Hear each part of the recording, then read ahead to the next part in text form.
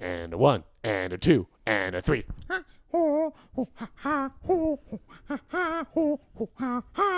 Mario.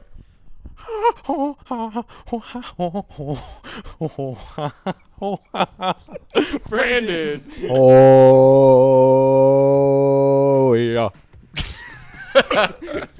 Welcome back right. to Stacked, everybody.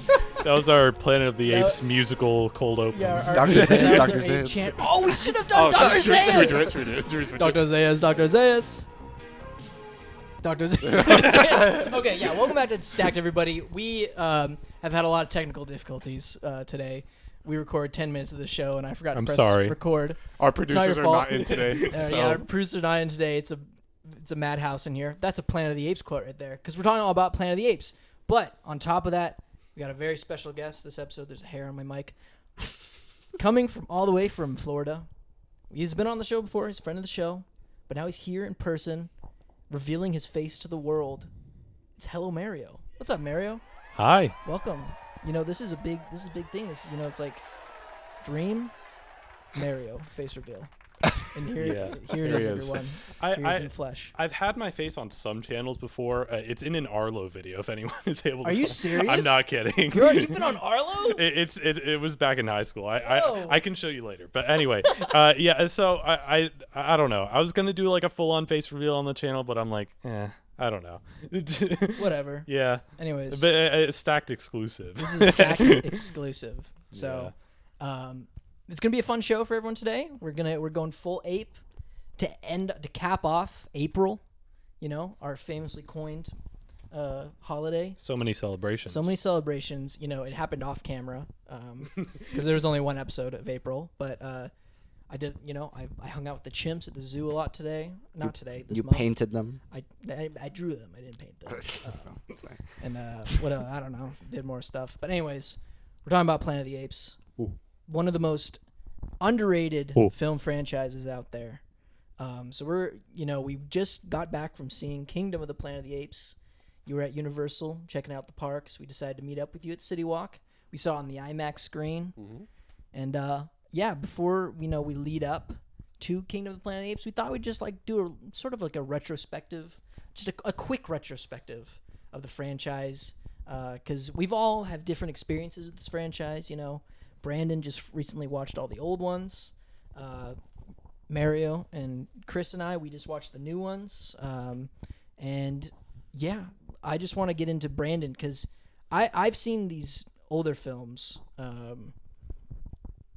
back in college, 2018, some around that time. Yeah.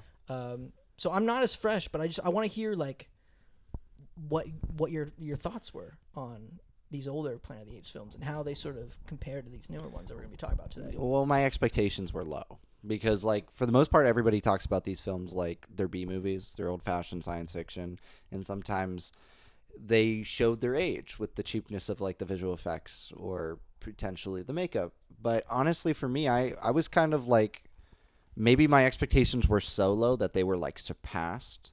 But I was so impressed by every single one of these movies. That's crazy. Because I know there's a lot of people who are like, oh, that one's trash or whatever. But there's like a lot of like divisiveness when it comes to these movies. Like a lot of people are like, oh, like these ones are really good and this one's like trash. But then there are some people who are like revisionists or like they do that revisionist history like they do with like certain Marvel movies now. Yeah. Where it's like, no, that one's like the best one. It's crazy. And I'm like, for me, it's like, no, they're all pretty much good. They're all like philosophically and scientifically so interesting. Yeah. Where like I wasn't expecting that at all. I was expecting like a redo every time of this Planet of the Apes concept. And it wasn't that. Yeah. It is. It's like a whole new twist. Every movie. And a whole new like philosophical discussion. Mm-hmm. Which is weird that you can do that with movies just about apes. You know, Mario, why do you think like these ape films are like such a good like segue to talk about like all these deep concepts of like what it is to be human, really, you know? Yeah, I mean, I think it's definitely like man and nature kind of like living, coexisting. the war between them, the dawn between them, the rise between them, the kingdom between them, and I don't know, it manages to tackle a lot of concepts even beyond that. I mean, like I think each of I've only watched the new trilogy. I haven't even watched all the old ones, not even the original, which is a huge blind spot. Anyway, like they all tackle something different. Even this new one, like I thought this was kind of gonna retread like some ideas we've seen before, and it does just a little bit. But I do feel like it's taking a new stance on it that I thought it was interesting. Yeah. It was. Chris, Hello. you've seen the original Planet of the Yes. Apes. Not for a while. Not but for a yes. while, but like just having like knowing bits and pieces about like the older ones and full context on the newer ones, like what is your take on just like seeing how this franchise has evolved? It's really cool to me. I mean, whenever a remake like these films have had happens, it's cool to see when they expand on something or do something that, in the modern setting or something like that gives it new meaning for us as modern day people. Right. And, back in, when did the first one come out now? Like what, 1968. The 60s. Like, Yeah. that was a whole different social climate at the time. And I'm sure I bet that might have resonated with folks back then in a way that perhaps we may never understand, or I don't know. But for me, I only saw the first Planet of the Apes once, which was in high school when my film teacher showed it to me. And then, I grew up watching the new trilogy. Yeah. And I love those movies. Even Rise, like revisiting Rise, I was like, this is, that movie, it gets I think the most flack from amongst the new trilogy, but I actually think it's, it still stands on its own and solid. It's not a bad movie. It's the only one not done by Matt Reeves. Yeah. Of the original three. Yeah. And I mean, I love me a dark, gritty drama. So I love Matt Reeves, and I've loved almost every film I've seen from him. Right. And I think Dawn is one of my favorite movies ever. It's this close to being a 5-star. But yeah, I think it's brilliant. And coming in to see Kingdom of the Planet of the Apes today with you guys. Yeah. Did we even mention that we went to the movies today yet? Oh. I think I touched on it. Yeah, I think we said the theater. We just saw Kingdom. We literally Yeah. just came back. Well, not literally, because we started the show and ran 10 minutes, and I forgot to press record. But we like didn't like even an talk hour about ago. it. Like an hour ago. Yeah. But we didn't talk about like what we thought about the movie. I don't even know how anybody felt. Yeah, we haven't talked. We stayed mostly blind. Is that what it? I guess whatever. Or, Deaf. yeah, deaf. we zipped it on the way there. We were mute Yeah. like the humans in this movie. Well, Ethan tried saying something. I slapped him around. He No. did. You literally shoved my face in like the garbage can at the theater, I was like, and then spanked my bottom red. tell ball. it to the trash. But yeah, I love this franchise to death. I think it's probably, now seeing Kingdom, it's probably one of my favorite franchises of all time. Like probably top 3. wow. And I have a special place in my heart for the first one. Would it surprise you guys if you knew that Rod Serling of the Twilight Zone was a big factor in creating the original Planet of the Apes? Oh. That Oh. doesn't surprise me in So- the slightest. I guess that makes sense. This could be an episode of the Twilight Zone. Every one of these. could Yeah, be. it feels like Yeah. it, right? Because it's sort of like it's using the Twilight Zone was always about using science fiction or like some fantastical element to sort of talk about themes of the human condition. There's an ape man in the Twilight Zone. There is the Ape Man episode. The plane, right? Oh, that Oh, I guess it's not an It's- ape I man. mean, he looks kind of like an ape. It's Yeah, like a yeah. gremlin. Or there's like the people with like the ape noses, the surgery episode. There might get some more like pig noses. Anyways, there's little ape sprinkles throughout that. But it's full blown out in the first Planet of the Apes. Adapted from a French novel, which I really want to read. Apparently in the original French novel, it's like when Taylor the astronaut lands the Earth, it's like a normal society, but it's just with apes. Kind of like the end of the Tim Burton Planet of the Apes. It's like that. I like that. But I'm the only one that does. I hate it. I hate the movie, but I like that part. Abraham Lincoln. Oh yeah, I've seen that picture of Abraham The Ape Lincoln. Yeah, Ape Lincoln. Put it up. It's stupid. It's awesome. It's so It's stupid. kind of funny though. It's crazy. Do you think? Never mind. What? Oh no! I know where he's going with this. Don't No. you do it? Don't cut No, the camera. cut the camera. So yeah, we've gotten to this new trilogy. I feel like it like pushes these sort of explorations of humanity even further than I do the older films. Yeah. With just the most insane special effects and a wonderful driving character, which I feel like the older films was missing, which is Caesar. You know, like, I mean, Caesar is in Conquest and Battle for the Planet of the Apes, But it's not. I don't think it's this. Well, obviously, it's not. it's not the same. I mean, he was named as an homage to that Caesar. Yeah, you know, but I just don't feel like that character played by Roddy McDowall just comes even close to the performance by Andy Serkis. I just think it's like he's not given the same emotional depth because you don't see literally his like rise from adolescence to what he is, which is like a Christ-like figure for these apes. Yeah. And revisiting these films, I don't think I really like grasped it when I first watched them. It's very biblical. Yeah. Oh yeah. War especially. I was like, oh, this guy is like Christ. This guy is Jesus. This guy is Jesus. Yeah. And that's expanded even more on in Kingdom. Yeah. I think we should just get right into Kingdom. I Yeah. feel like there's a lot to say about this film. Because I feel like the main thing right off the bat I noticed with the new idea it's tackling, it's religion. It's like how religion is twisted. It's Yes. like the interpretations of religion. I thought that was like so interesting. I wasn't expecting that at all. Yeah. And just like, it's sort of like the game of telephone, you know, where it's like when you tell a story to someone and then, you know, and they tell it around the circle individually, different people. By the time it comes back to you, it's going to be a different story, you know? And that's sort of like what it plays with you know, how we perceive religion today through watching these generations of apes evolve and how the story of Caesar and his message in those original films of like him trying to fight for a world where apes are free, but also equal to man, you know? And all the sort of the trials and tribulations that he has to go through to achieve that dream. And then we get to Kingdom and to see it like there's bits and pieces where like, yes, like, you know, the bad guys, they understand this one thing about Caesar really well, you know, but then they completely miss the point on the other thing.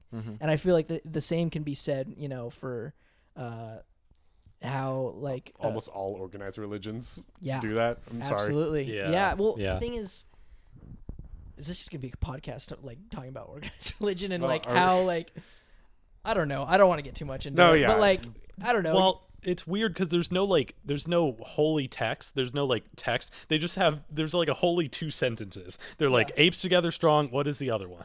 ape not kill ape. Ape not kill kill ape. Ape not kill ape. Yeah. Which this ape kills. Whatever. there's a lot of ape death. Yeah. So, I feel like that last one's always a bit misconstrued in these films. It's like the Batman can't kill thing. Yeah. No use guns. No use. But I don't have to save you. But yeah, it's just going into this, I was so excited to see like how Caesar's legacy was sort of like constructed in this film, and I just think it did a fantastic job of establishing that and just building out this world. You know, I was so blown. I didn't know that like we were gonna explore like different factions of plants, different tribes. So we're introduced to like this river tribe of chimpanzees who like their whole thing is like taming eagles, Yeah. which is so cool. And they sort of I have think they're the Eagle Clan. the Eagle Clan. Yeah. That's right. That's their name. And like, they have all these like rituals around eagles and respecting eagles. And even in this, I feel like you still see some of Caesar's message delivered, where it's like, they're in the opening scene. This isn't really a spoiler.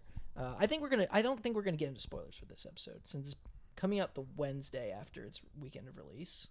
So let's try to dodge around spoilers there. But in the opening scene, you know, they're trying to find eagle eggs to raise new eagles. And one sort of law that they have in their clan is to never take all of the eggs, to leave at least one. And that, to me, I was like, oh wow, that's like a, you know, Like a Native American sort of. or just a way of like, seeing things. to me, I read it as like these apes understand that they don't want to like take over a species, you know, or completely control them. There needs to be a harmony between the two. It's like a respect thing. It's like yeah. Like, because I mean, and then I feel like it calls back to like, you know, the original the trilogy, the Caesar trilogy, where it's like at the beginning of the film you see all these chimps get captured and put in labs and stuff like that, you know. There's like a clear dominance between the two. Whereas here now Evolved, like they've taken this message of Caesar and his ideology, and it's like there's a harmony, you know. And I feel like you see that explored through the main character of Noah, you know, where he has to sort of learn that like there needs to be a sort of harmony between all creatures, because once we're sort of introduced to like the main foils, you know, it's in the trailers, you know, they find a human, you know, and there's something special about this human that is not given away in the trailers, which I like. When I first saw like this special twist, I was blown away. I didn't know. And it's like not too far into the movie. Like it's probably like a third. A third, I'd say. It's also not really like explained either. Yeah.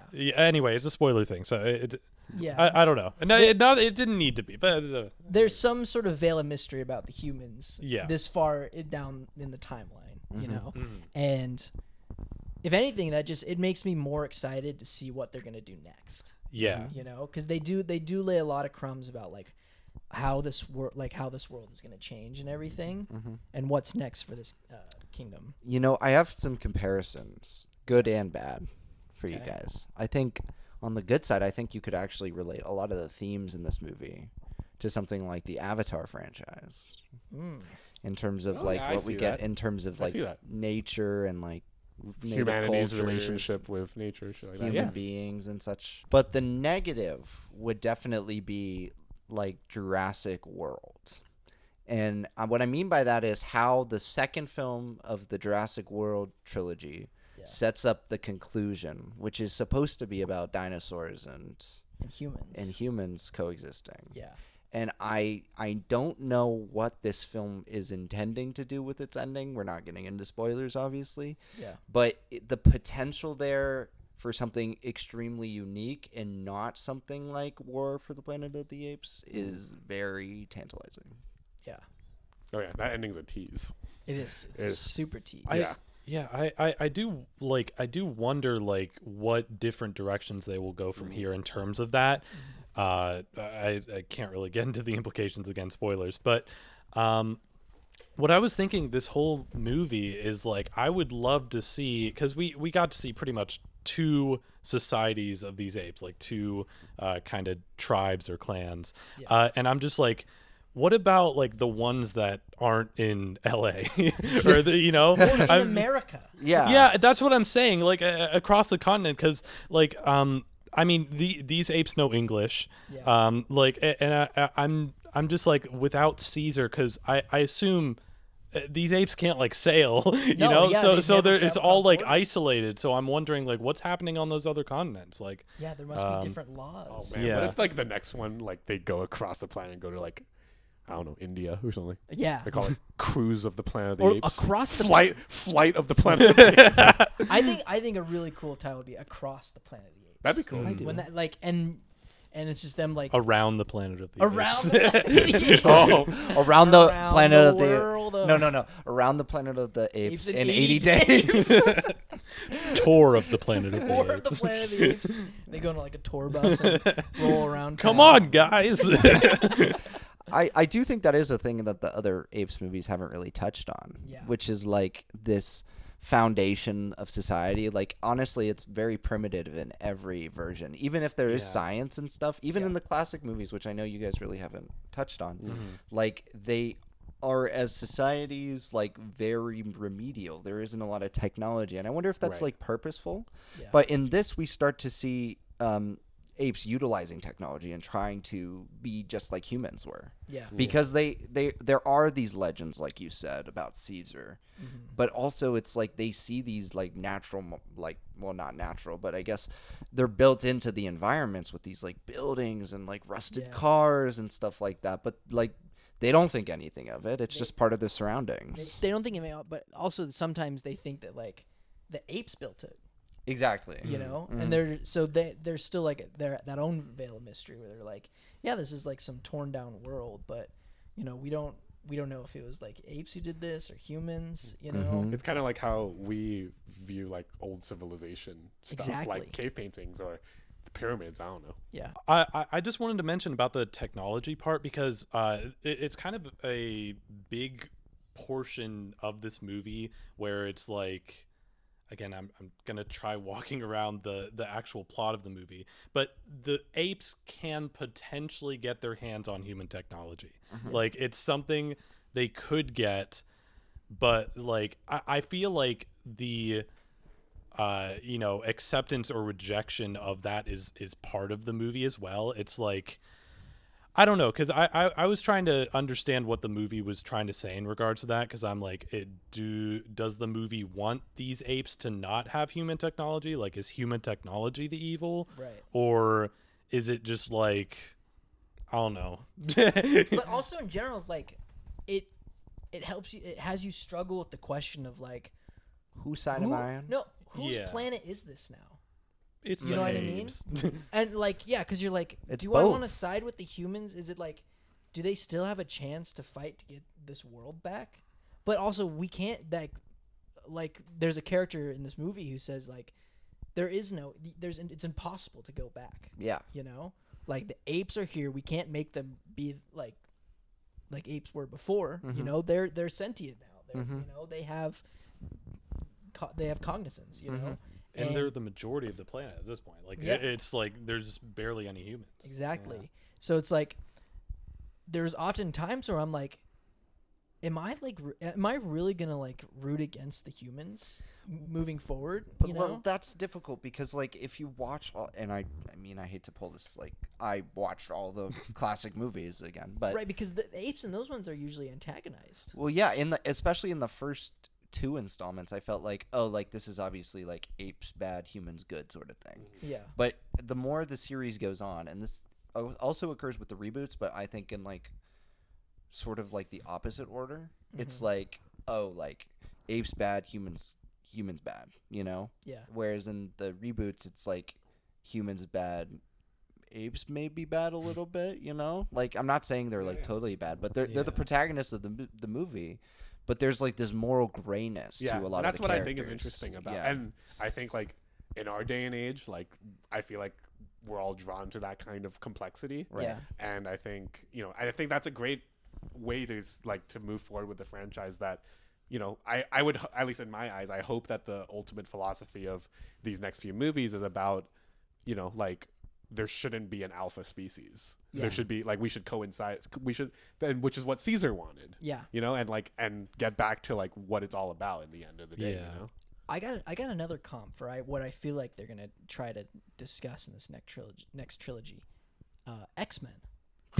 And just no, like every I- week. every every week. I'm week- sorry, I'm on a big X-Men kick. If you're not watching X-Men '97, do yourself a favor. It's one of the best like comic book things I've ever watched in like the past 20 years. Anyways, sort of like that.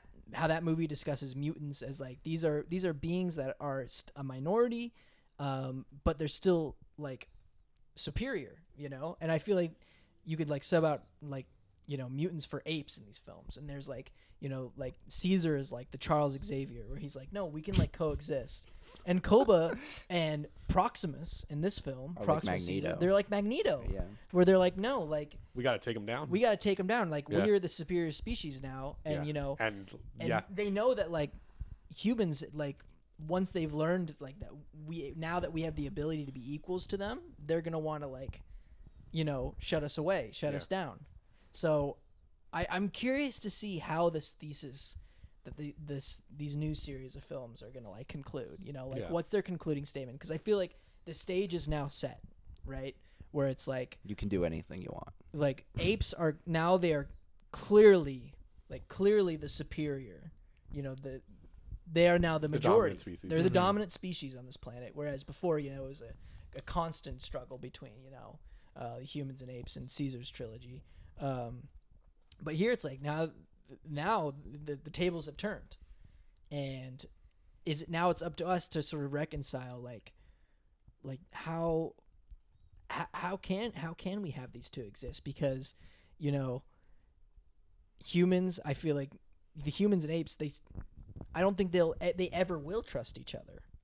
No. Because it's just like there's a whole species divide. But there's also a historical divide. Yeah, Yeah. And like you can't blame the apes for being pissed. No, like like when there's a scene that's in the trailer. It's in the trailer, where they find an old picture book, and they see the chimp in the cage. You know, and this is sort of like knowledge that they were told, and they didn't really believe that, like, oh, like the apes were the silent ones. I'm sorry, I wasn't expecting what? that. Well, what the fuck was that? Nothing. I didn't see anything. I don't know what you guys are talking about. But the apes, you know, they believe that they were the silent ones, or they didn't believe. They thought that in the past apes and humans were equal. Yeah.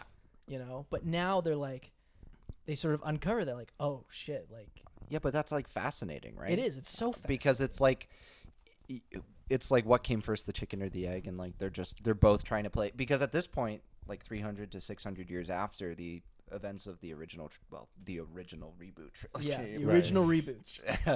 Which I feel like this is now going to be considered like the original trilogy. Yeah, It's like we probably. said, like, not very many people have seen the original films. Right. They know of the original, but like.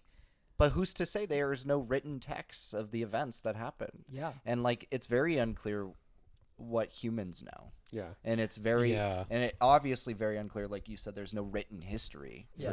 for these apes to follow. So Yeah. it's like legends upon legends and telephone games upon telephone games Yeah. means like there could be a lot of like and this goes beyond just the LA tribe Yeah. of apes. Like there could be like different beliefs in like the desert or like where apes usually do not thrive, you know. Yeah.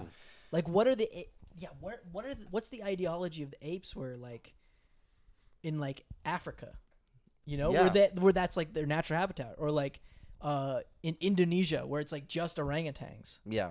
Like what does that orangutan society look like, you Yeah. know? What does like an all gorilla or an all chimpanzee society Mm-hmm. look like, you know?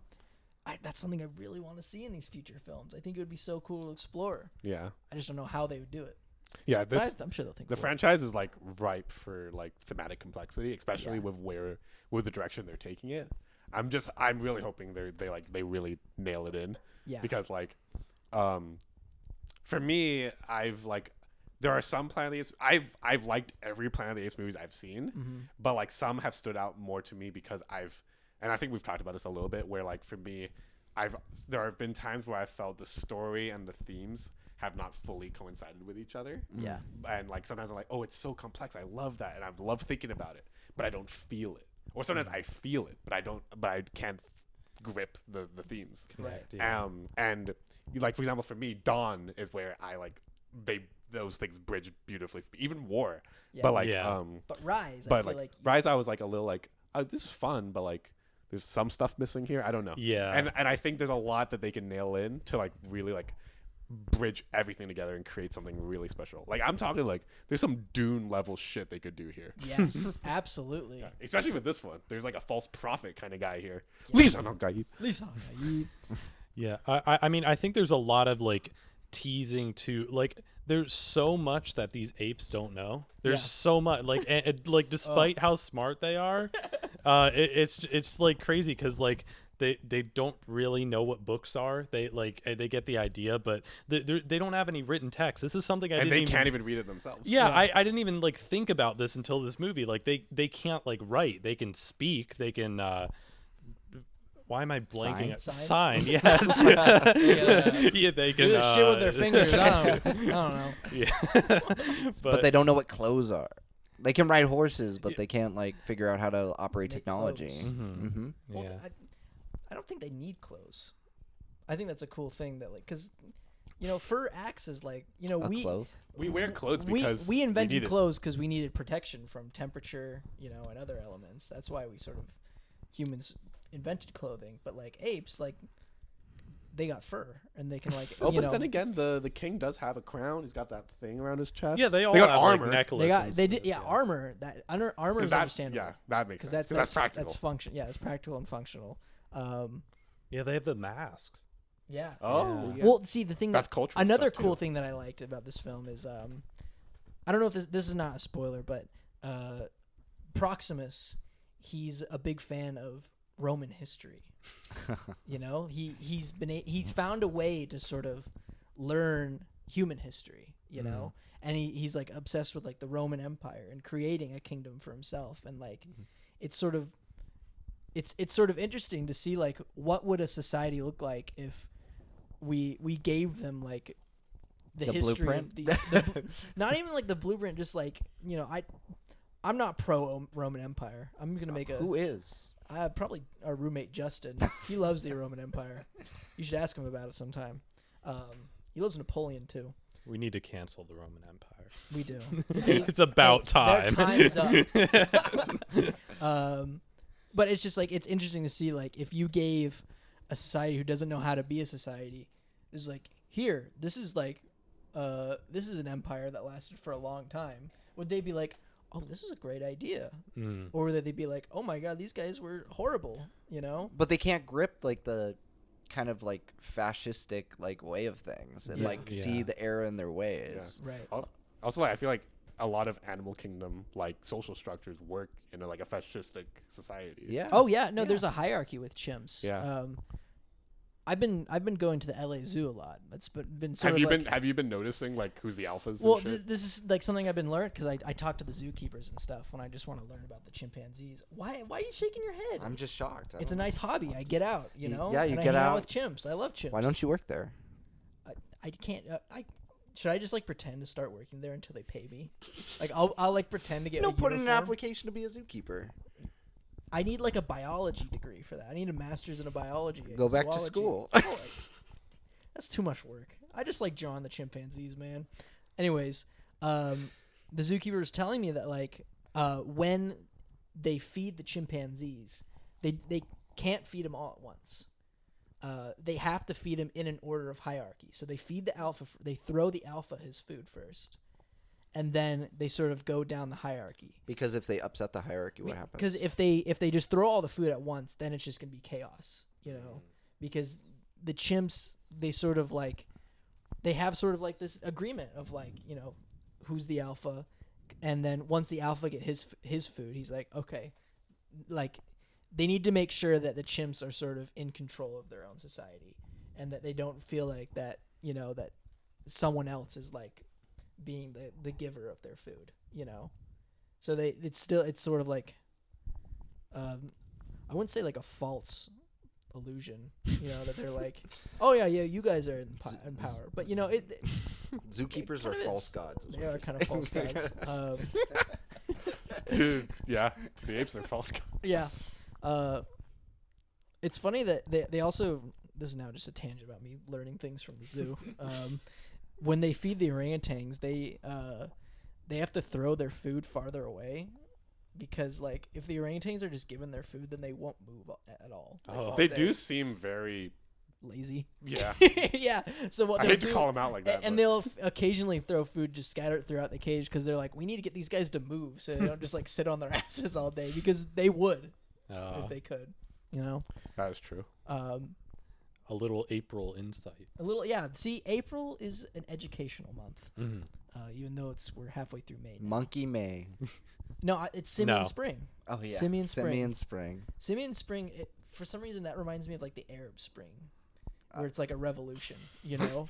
Well. Well, the Planet of the Apes. So I guess Yeah. that works. Yeah. Well, I mean, I was going to talk about the themes a little bit for these. Let's do it. Like all these movies, sort of, and I think it works better for the ones in the 70s, because that was around the time of like the civil rights movement. Yeah. And there's a lot of allegory between like what happened in the civil rights movement and like the relationship between apes and humans. Yeah. And I think that's really interesting, if not a little ill-conceived for the era. Like the allegory is kind of like messed up, you know, to compare like another race to like an animal. Yeah. Right. But I think the films like tastefully are able to accomplish this idea about power structure within racial hierarchy. And they never say like the apes are one. Like it's never indicated like the apes are one specific race. Yeah.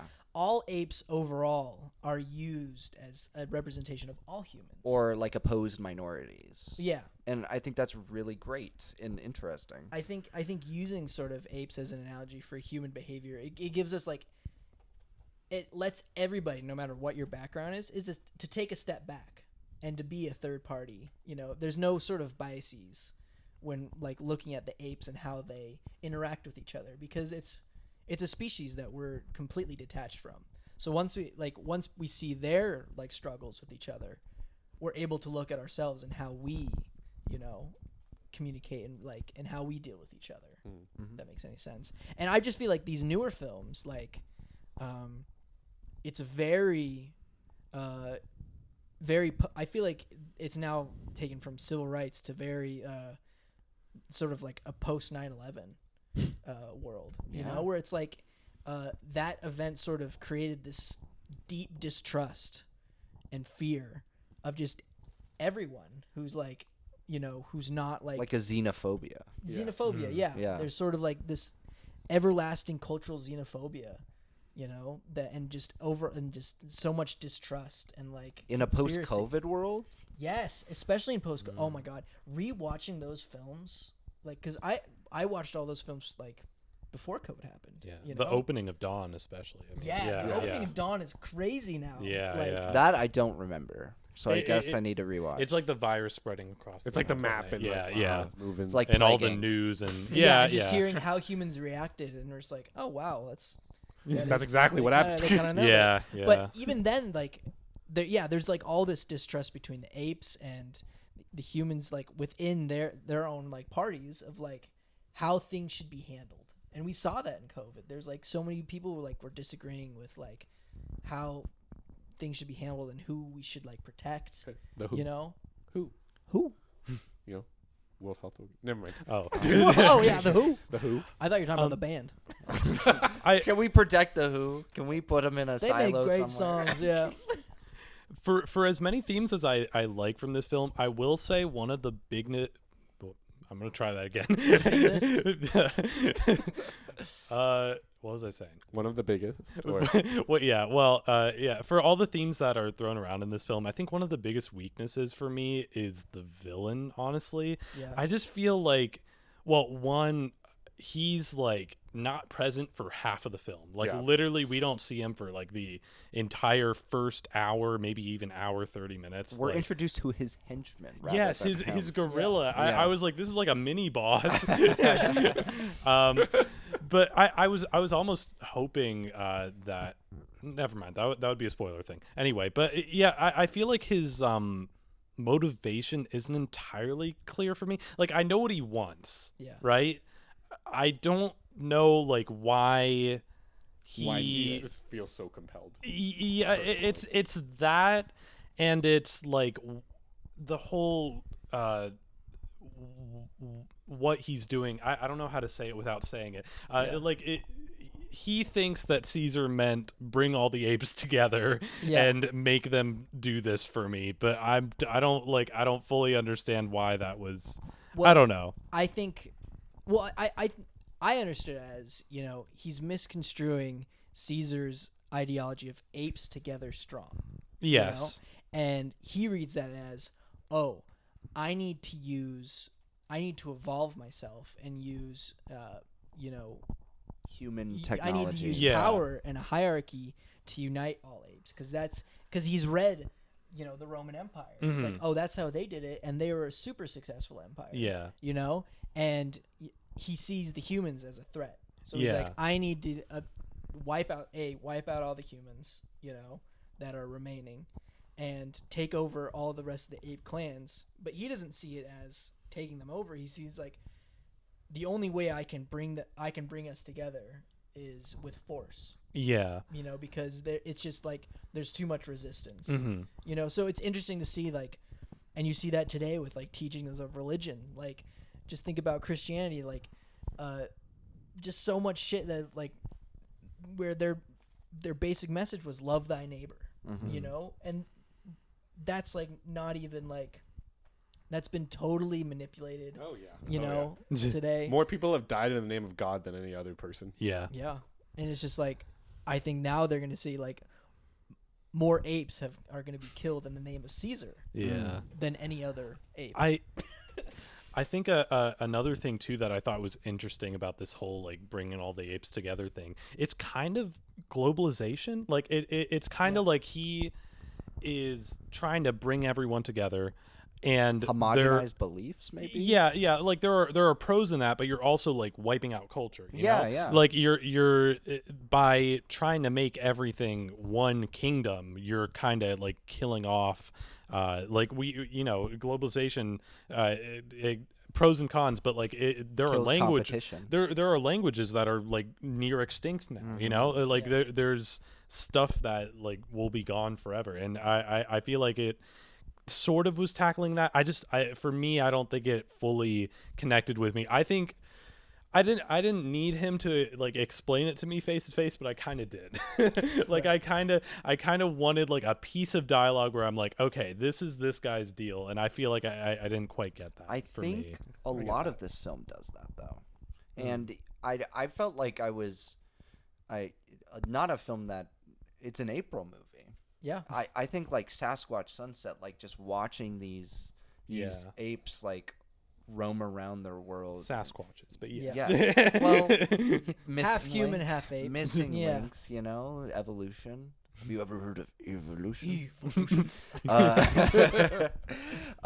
But like in that film, you're just watching this culture, and there's no explanation for it, right? Yeah. And I'm not saying like, oh, I didn't require an explanation, but I felt like a lot of the movie where I was sort of grasping at straws as well as like what it's saying.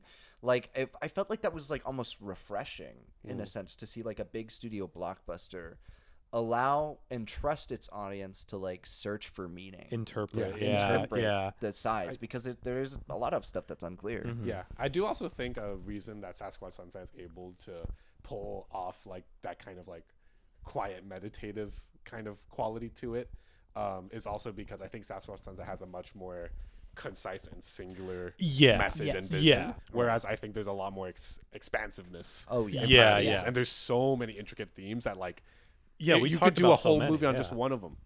And there's like maybe 4 we could do a paper on. We've already talked about it. I mean, just there's so much stuff that this is touching on, and the fact that I'm still able to get all that out of this movie, despite being like, I wish it went a little further. Like it's still like impressive. Like I feel like there's not a lot of blockbusters that are as good as these movies, the Planet of the Apes movies. Right. We're so lucky that these films like take themselves so seriously. You'd think that like they do like a B movie gimmicky a B movie, or just like sort of play like, oh, they're apes. Sometimes I feel like the older films sometimes did that, or the Tim Burton one kind of did that, where they're like, oh, it's apes. I mean, they do, but like, but it's like it's different. It's respectful. Yeah. You know, like there is humor in this film. There are some really funny moments in this film, and like of course in the previous Planet of the Apes movies, like with Bad Ape and everything. When he's in human, it's so funny. Yeah. He looks like Ethan. Put the picture next to him. You know, as we're kind of wrapping it up slowly, one thing I do feel like we do have to at least just quickly touch on. Visually. Oh my god. My god, they look so good. Just insane. I mean, like even like these old ones, maybe not right, but Dawn and War look Rise is almost there. It's so close. But Dawn and War are oh my god. Yeah. They have not aged. Like Dawn is 10 years old this year. Yeah. And it looks better than movies that have come out last year. I feel like I'd have to like watch them back to back because like Dawn, I mean obviously this film looks better, but like it's not like I was like, oh wow, this looks so much better than the last one. I'm just like, all of these look so good except for Rise is mixed. Rise is okay. The first half of Rise is like okay, and then like Ethan said, when it gets to the zoo, that's when I think it gets better. Yeah. I think what I was also impressed was the visuals of the world. This director sort of was able to weave this world building in. Did they shoot on location for some of this? I'm sure. Yeah. Most of the movie was shot on location, which I think that like that makes such a difference. It does. You know? Yeah. It does. Because not everybody has the budget of Avatar. You know, You like, can't replicate light. where you can like Yeah. recreate everything from nothing. You Yeah. know, but like, I think the smartest things that this franchise is how it's able to keep itself alive is cast small actors as these apes. You know, Yes. you don't need big names to play these apes because you don't see their faces. You don't even need the big names to play the humans. No, you don't. No. No. The most famous person in this movie is What? William H. H. Macy. Yeah, and we're not gonna say who he is, you know, but he's in the movie.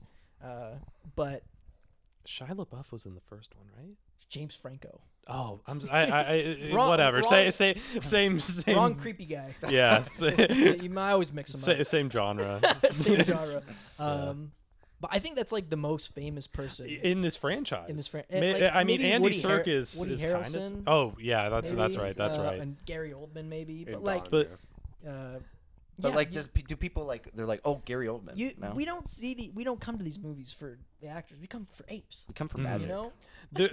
I mean, and that's kind of reflected in the budget. There's been talk about this, and like I think it was 180 million, maybe it was 160. 160, And that's not yeah. a low budget. That's still a pretty high budget. Yeah. But a lot of people are like, "Wow, how did they get this under 200 million?" And I think it is just they didn't cast like Chris Evans as the lead. You Yeah, know, exactly. it's like I don't know. I think that's something that people need to consider because it's a lot of like, wow, this movie looks so good for costing under 200 million. Why do like, you know, some of the Marvel movies or whatever? And I think it is literally just the cast, like the amount of money and also the time that they were given probably because This movie was in Yeah. development for a long time. I know. When It's was it been- Time with announced? It was It's been in- 7 years since the last Planet of the Apes movie. Yeah, but when was this one like greenlit and announced? I want to Like say probably like four. I feel 4 like it years was ago or rumored something like in that, like right? 2018 or 2019. I think I remember hearing about it 2021. It was whenever I remember it was not far after Disney bought Fox. They were like, oh, we want to. And then- That and was- then they're that was, like, "There's a Planet of the Apes 2019, movie in right? development. Yeah. And so they spent 5 years working on this. And hell, like take as much time as you need for the next one too. You know, as much as I love these and I could have like hundreds of them, you know, I want you to take. Like, See, want but you to take your Fox took time. their time too. They did. They did. 3 years between installments to work on the visuals Yeah, of the yeah. stories as well. I mean, Yeah. we saw the directors change, you know, but they Yeah. gave them proper time to like do an individual vision of what they want to see out of these movies. Right. I- Now, I want to talk about the director, Wes Ball, Maze Runner boy. Maze Runner Runner. boy, And soon to be Legend of Zelda. Legend of Zelda director. Please. And I gotta say, Please don't mess I- up. I was nervous before, but now after seeing this film, I'm like, I can see it. Mhm. I think he did a really great job of, presenting a sort of grandiose adventure Mm-hmm. and sort of creating a hero's journey. Yeah. Like I could see a little bit of Link in Noah, you know, where he's this guy from the small village and now he has to go out and on this grand journey to fight like this evil king, you know. That's kind of Zelda-like, you know. But like I can sort of see that like he understands how to sort of convey the gravitas and how to like create a hero that's sort of relatable and reliable and skillful in this world, but is also sort of like our eyes, you know, and our vessel, Mm-hmm. you know, into this adventure. So I'm a lot more hopeful now, you know. We'll see. I will admit, tonally, I still think Matt Reeves is the best director this franchise has had. I don't love Rise. Rise is good, but Dawn and War are just like so far beyond that. Yeah. And I do think this one is slightly worse than those. Like if those are an 8 for me, both of those movies are an 8. I'd put this out of 7, I think. Yeah. But I don't know.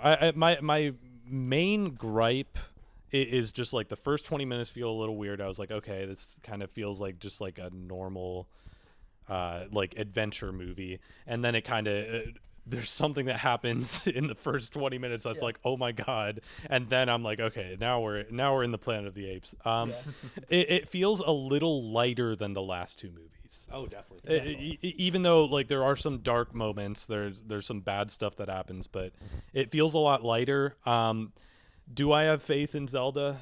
The writer, that's what has me worried. Oh Yeah, he did like Jurassic World and it's a lot of stuff that I'm like, I don't know, man. But We'll see. yeah, but the world that's built, the characters. I do like the character in the end, and I think as the trilogies go sorry, as the trilogy goes on, he'll grow like Caesar did. Like Caesar in Rise, I'm not like yay or anything. He's good, and then in War, I'm like, oh no, when he dies. Like progressively over those two films. We were able to like. Not even him, like even his friends, like Maurice and Rocket, and all those characters, we're able to follow them. And like by the time we come around to War, we're like, I can't believe I've like completely attached myself emotionally to these chimpanzees and gorillas and orangutans. Even Koba, like Koba's in Rise, and then you see him. I think the amount of time it gives him to grow, and like we see his origin, like we see it, we don't hear it. It just I think it brings a lot more impact to the Dawn. I hope we do like sort of follow these. I feel like we have like these three chimp protagonists. You know, we have Noah, Suna. I don't care for the other two. Yeah, at first, but I didn't really care for like Rocket and like Koba in the first. Rise. I'm saying the potential is there to like sort of create this dynamic, build them out, three, and make these like our main three characters that maybe by the time like this, if this gets like a trilogy, we'll be in love with these guys. I'm scared it won't. You don't think so? If this movie, I mean, it's I think it's gonna do well. You think so? The tracking, it doesn't have it like at like 120. I just wonder if the domestic gross would be enough. I think internationally it'll do really well. I don't think it's going to be a huge hit, but I think it'll make enough. I think it'll make like a 500 million. I think that's what all these Apes films like. They like always 400 and 500. They've never been huge hits. They always just make enough to make another. Yeah, you know. And I think sort of the idea is like, oh, we don't have to hire stars for these movies. I think that's very tantalizing for producers. You know. But I do hope if they make a next one, because Matt Reeves is going to do Batman Part 2, and then what does he have? He has nothing. So please, please, because Wes Ball has Zelda coming up, so they can't do him again if they're planning on doing it every 3 years or something. So give it back. Yeah, I want to see another Matt Reeves one in this new timeline. Yeah, I love Matt Reeves as well. I mean, like ever since. I mean, I think I've only seen his two Planet of the Apes films. Obviously, the Batman and Cloverfield, and Let Me In. Which my lovely girlfriend showed for a movie night, which I honestly kind of dug that movie.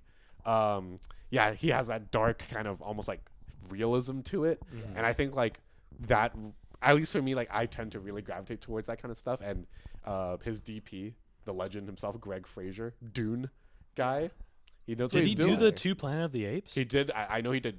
I know he did Dawn. I don't know if he did War. But yeah, brilliant pairing there. And I think like, I mean, I'll watch anything those two do. I'll watch anything either of them do actually. But I really think that Planet of the Apes was given a real sense of like realism from those two working together, and also, which I think for me also resonated really well with making the themes feel all the more authentic. Yeah. Which is why I don't know. I love those guys.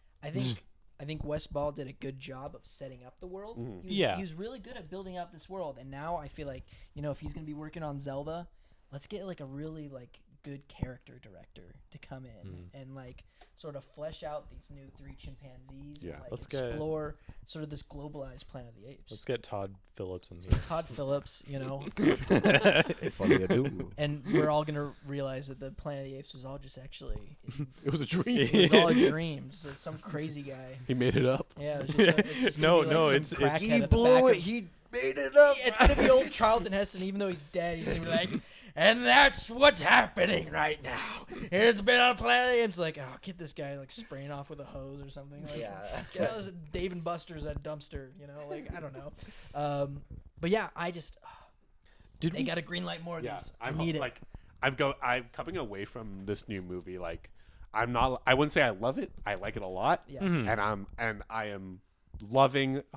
I'm hopefully gonna love what they do. Yeah. I think the foundations are beautiful. The potential is there. Even if you don't love the movie, you'll like what they're setting up. Yeah. And I think there's a lot there that they could do. I'm on board. I'm on board. Yeah. All right, so let's run down the line. Oh. Just sort of like quick final thoughts, and let's give it our Blu-ray score. So Out of it's going to 5. be out of 5 Blu-rays. Oh. How many Blu-rays All right. would you give this? I gotta divide Um, out of 10 in my head. I just real quick. Very fun movie. Fully enjoyed myself. The opening half's a little slow for me, but it picks up, and there's a lot of great stuff in there. Crowd pleasing movie. It's a good time. Go check it out. I'm gonna give it a 4. 4 out of 5. 4 Blu-rays out of 5? Blu-rays for me. All right, I loved this movie. I went in a little nervous of what they were gonna do and like how, because we just rewatched Dawn and War, and those I think are perfect films. There's one of my favorite movies. They're 2 of my favorite movies of all time. So I was nervous to see because Matt Reeves is gone. How are they going to pick this up? But I think Wes Ball did a fantastic job of delivering us this new, many generations post Caesar, building out this world, giving us a new protagonist that I think we'll be able to relate to and grow with as he has to sort of fill in this new responsibility as a leader, of his clan. So I'm curious to see where that goes. There's a lot of setup to what we could explore next in terms of the relationships between all the ape clans and also the remaining humans. I thought it was shot beautifully. I love the characters. I love the sort of moral discussions that are talked about here. I'm gonna give it a really positive 4.5 Blu-rays. So I'm gonna give it 4 Blu-rays and like a little PSP disc. I think it's if this is gonna be the rise of the Planet of the Apes of this trilogy, like we're gonna be eating good for the next 2. So Yeah, I do think I like this slightly more than Rise. So I'd say it's probably like out of the reboot quadrilogy. You know what I mean? Anyway, it's number 3. But yeah, I did think it was really good. It's like a good first chapter, a good opening. There are some elements that don't quite work for me, like some of the side characters I don't think are as strong, and some of the ideas I don't think like fully connect. But there's still like this franchise is so good. It's so good. Even when it's like a weaker entry, and I wouldn't even call this weak. It's still like there's so much going for it. Yeah, I'd give it a 3.5 discs, so like 3 Blu-ray discs and a GameCube disc. There you go. Yeah. Nice. Okay. Brandini. All right. I am. Out of your 4 ratings that you were going back and forth on, it's time to make a decision. I am impressed on a lot in this movie. I think it's. I think while slowly paced, I think that's refreshing for a lot of blockbusters. We talk about that all the time on the show, where it's it's like next scene. But in this movie, I didn't feel like rushed. I do think it would benefit from a rewatch, and I do think there's a lot of themes that are like graspable. I just don't think the focus is always there. But I do think when this movie counts is in those performances, the visuals, and where it leads. In the end, and so that's why I'm going to give it a 3.5 Blu-ray. Okay, well, that averages out to I don't really care. Something out of 30 bats. 30 bats. Because now we're going, and now how is this fair as a Dracula movie? Hold on. All right, well, thank you all so much for watching. Mario, thank you so much for coming on the show. You're welcome. Oh my god! Well, yeah, thank you. I'll be waiting for the check. The residuals are going to be check crazy. is in the mail. Make sure you check out Hellomerio on YouTube. Also, make sure you check out Dracula Quest. Is it Dracula Quest? No, it's Dracula's Curse. Dracula's Curse, yeah. Dracula's Curse. Mario, along with Harrison, who has been on the show before, way back when. I think your episode will be out after this one. Okay, oh, cool. perfect. So yeah, I'm going to be on an episode soon of Dracula's Curse where we talk about Abbott and Costello meet Frankenstein. Good movie. Great movie, and we have a fun time talking about that. So I'll put all the descriptions for those shows in the description. I mean, I'll put all the links for that in the description below. Sorry, there's canes on the table. I'm hungry. I'm eyeing it down. I'm licking my finger. What? Okay. I meant my lips. He will be looking. Before we wrap it up, I want to talk to one little special guest here to hear their thoughts. Brandon, what's our special guest's name? Ranger the orangutan. This is Ranger the orangutan, and he hasn't seen Planet of the Apes movies, but I just want to hear what his overall thoughts on just how the show went. Please help me.